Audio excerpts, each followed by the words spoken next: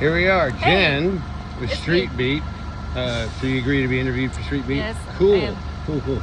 So, right out of the gate, I'd like to ask, how old were you when you first started cooking, baking, Baking? whatever it is? Yeah. I was 21 years old, and I was just done with graphic design, and I wow. did also a scientific high school degree before that, so I'm a bit of a versatile person. What kind of science degree was that in? Well, it's a high school degree, so basically I Oh. was doing mathematics, biology, chemistry. And what did you set out to do initially when you were younger? What kind of job did you want to do? So when I was baking, even I did Les Compagnons du Devoir and the Tour de France, which is kind of a accent training in France. I was in Paris. You were what? It was the next training of Let me excellence. sit down here. I'm standing above you. There, perfect. And I was in Paris, and Okay. I was basically alternating between being in Paris and baking there, and training in Tours, which is another city in France.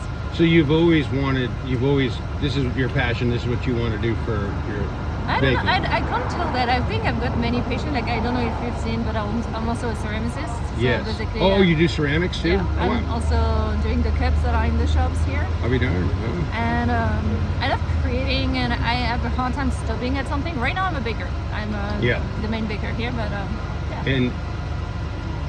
And baking, where did you learn that from initially? Was it from a family person, member? People in my family have always been really good cooks, especially my grandmother.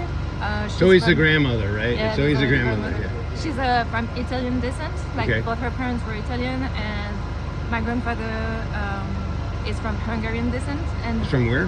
Hungarian. Oh, Hungarian, okay. And basically, my grandmother learned how to cook with her mother-in-law, Hungarian food. Mother-in-law. Yeah, Wow. and she was also baking and doing pasta like an Italian woman. And basically, I learned how to bake and cook with her. So how old were you when you started cooking with her? Like side by side, how old, maybe 10, 8? I don't know, like 6.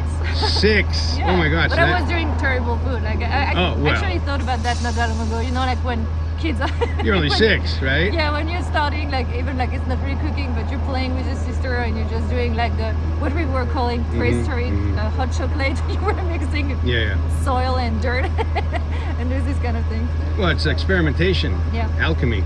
So besides baking, which you can go off and baking for a long time, do you do cakes?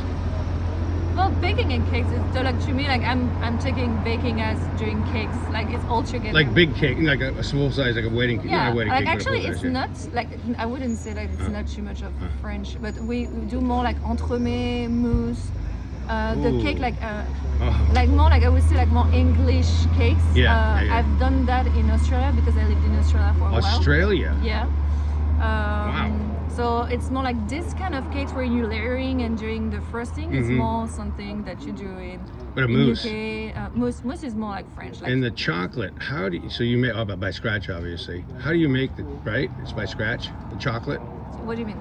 The mousse, the chocolate mousse. You make that Yeah. by scratch. Yeah. So how is a mousse made, the chocolate? How do you do that? Well, starting you're chocolate? using quite often. It depends. Like some people that are vegan are using, for instance, chickpea water.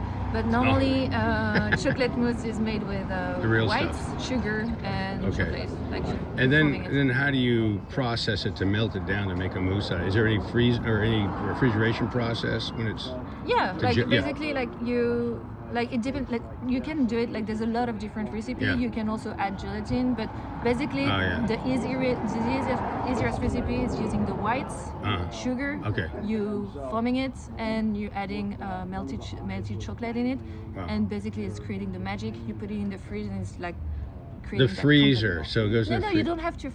Fridge is enough. Fridge, yeah. You said fridge. So when you were in Australia, did you pick up any cooking stuff from the Australians? Actually, the curry cake that I made for Easter is from a. That recipe is from Yeah. there? But Yeah. you said a minute ago you didn't really care for a carrot cake yourself. Yeah. Yeah. I don't like it too much.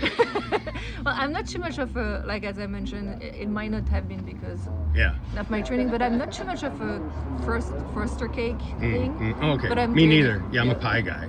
Like pie. Yeah. So okay. So getting off the cooking for a second. So if you weren't doing this, or maybe down the road, what else might you do? Because you said you were graphic design. You did that. That's a pretty. I did big graphic concept. design for 1 year in a school in Belgium. Wow. But then I was like, nowadays everything is on computer, and I'm more a person who loves touching things. Hands-on. And so I didn't Yeah. want to continue in this field because I get it. I didn't see myself behind a computer. That's why I'm not too much for the Kindle. I like the real book. Yeah, yeah, Even the smell of it. yeah. So, so you think you're going to just do this? You don't know, right? But what else No, I don't would you know. do? Do you have any idea what else you might do if you did something else? I don't know. Like Sky's the went limit. back on studies at university Oh. 25 years. Oh, Sorry. wow. And I studied languages and project management in NGO. So I'm also normally a project manager. What kind of languages? I studied Spanish, English, and Italian, but when I was in high school, Wow. and I speak French. So how many different languages you speak? Oh. 4. You're one of those people. I mean, it's European. well, yeah, right. Because I've been trying to learn other language, Spanish, for like it's unbelievable. But somebody told me once you learn another language, it's sort of it's easier, right? Other languages is easier. Yeah, So you especially Latin languages like French, Italian, and Spanish. okay? are super So again, you speak yeah. Spanish, Italian Italian. and French, That's and unbelievable. also English, as you And can fluently, all of them. Or Less so Spanish. I think I'm a bit rusty. Weirdly, I'm speaking better Italian than Spanish, even though I studied it less for longer. And what a thing to have for travel, because you sound like you've been a lot of places, right? And so you can use it. So what like just a short list of some of the places you've been, different countries. I love living in Spain, Uh-huh. in Seville. It's one of my favorite cities. Okay. Australia, Turkey, Southeast Asia, wonderful. Southeast Asia. Yeah. You've been there. Yeah, I loved it. I love Laos specifically. Uh-huh. I went last year in Japan. I loved it, but I was slightly Japan. disappointed. to Why? be honest, Why were you disappointed? Because I think I was so waiting for it. I wanted to be there since my 15 years old. Oh, so you had like a I big overhyped vision it of it. so You- much. Yeah, and I think I was I've done that. expecting the food to be something else. Like I loved it. What did you expected it to be more complex? Yeah, Yes. I think slightly less bland, like more Oh, spices or it was something kinda like. bland. I felt that even though it's delicious, don't get me wrong, Yeah. I felt that it would be a bit more diversified. Yeah. So it was kind of not as And the culture when you were over there, does anything that struck you about the people, the culture? Well, I loved it, but I felt it was when I'm traveling, I love to connect a bit more with the locals, and I felt that it was harder on this. aspect. In Japan, Yeah. so people maybe a little bit more of a. They're not as conversive. Yeah, maybe. maybe it I've was never me been there, too. I don't I overplanned a lot of things, but Yeah. I think it's a bit harder to connect. Wow. It feels less spontaneous in a way. Yeah, like this. like this. Yeah.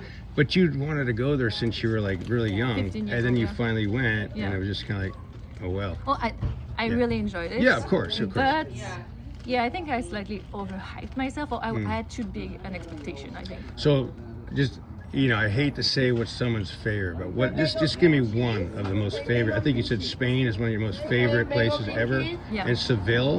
Seville. What is it about that place? I don't know, like culturally it's so thriving. Hmm. Like also like culturally Spaniards are. It feels more enthusiastic, but at the same time pretty chill. I like that combination. I did because I get that. It's enthusiastic, Yeah. but it's not in your face. Yeah. Yeah. And also like Seville has been at some point colonized by North African people. Oh, really? It's like architecturally it's beautiful. Oh wow. Like it's super sunny, and Wow. there's really something like kind of Huh. out of the world in Seville. That's like, really interesting. You say like that. Yeah. Out of the world. Like yeah, it's- I don't know if you've ever been there, but like you have No. in May specifically. I during want to spring, now though. I want after I'm talking to you. But You yeah. have La Semana Santa, which is like a procession of a religious procession all around the city. It's really creepy and weird. Yeah. And you have La Feria de Abril, which is an old horse market. Oh, And really? then like all the ladies are dressed with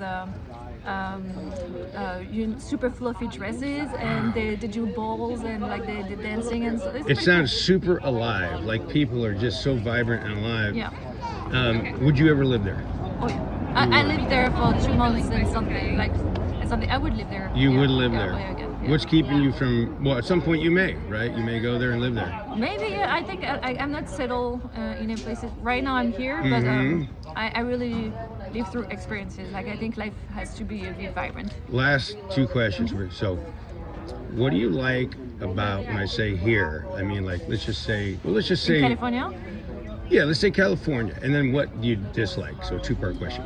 I really love the weather. I Yeah, of feel course. that people are generally friendlier. It's like it's easier like to speak and approach people than it Okay. is with French people. Yeah.